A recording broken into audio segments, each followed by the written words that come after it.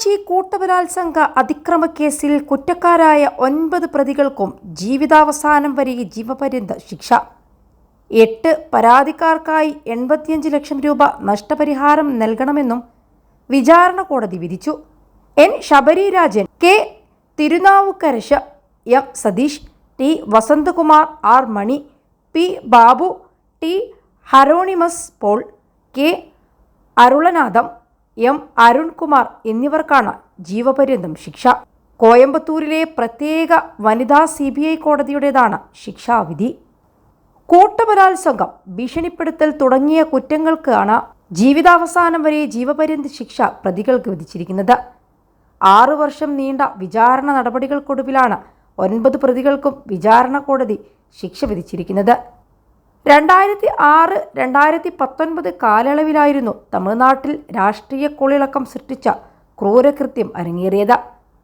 2019 ഫെബ്രുവരിയിൽ 19കാരിയായ കോളേജ് വിദ്യാർത്ഥിനി പരാതി നൽകുമ്പോഴാണ് വിവരം പുറത്തുവരുന്നത്. 21 ലക്ഷത്തോളം സന്തുഷ്ടരായ ഉപഭോക്താക്കളും 2 ലക്ഷത്തോളം തിമിര ശസ്ത്രക്രിയകളും പൂർത്തിയാക്കിയ മലബാറിലെ ഏക കണ്ണാശുപത്രി Al Salama high hospital, hospital road, Perinthalmanna. ലൈംഗിക അതിക്രമത്തിനും ഭീഷണിപ്പെടുത്തിയതിനുമായിരുന്നു പരാതി. സ്ത്രീകളുടെ നഗ്നദൃശ്യങ്ങൾ പകർത്തി ഭീഷണിപ്പെടുത്തി ബലാത്സംഗത്തിനിരയാക്കിയെന്നാണ് കേസ്. കേസിൽ 12 പരാതിക്കാർ കോടതിയിൽ വിസ്താരത്തിലെത്തി. അന്വേഷണം തമിഴ്നാട് ക്യൂ ബ്രാഞ്ച് CBIക്ക് കൈമാറിയ കേസിൽ 2019 മെയ് മാസത്തിൽ അന്വേഷണം പൂർത്തിയാക്കി കുറ്റപത്രവും നൽകി.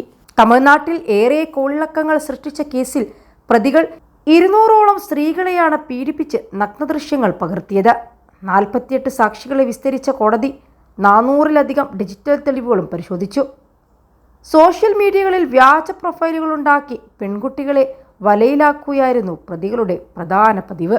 ഫേസ്ബുക്കിലൂടെ പെൺകുട്ടികളെ പരിചയപ്പെടുകയും അടുപ്പം സ്ഥാപിച്ച് പതിയെ പ്രണയം നടിച്ച് കൂടിക്കാഴ്ച ക്ഷണിക്കുകയുമായിരുന്നു. പൊള്ളാച്ചി സ്വദേശിയായ ഈ കോളേജ് വിദ്യാർത്ഥിനിയുടെ പരാതിയിലാണ് സംഭവം പുറം ലോകം അറിയുന്നത്.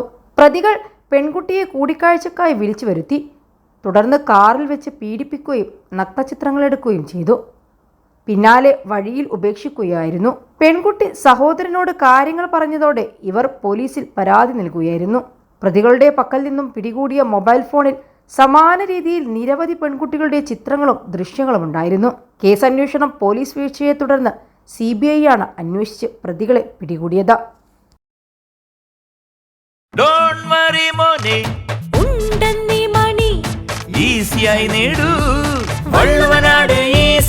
ആവശ്യം ഏതുമാകട്ടെ, പണം ഞങ്ങൾ തരും.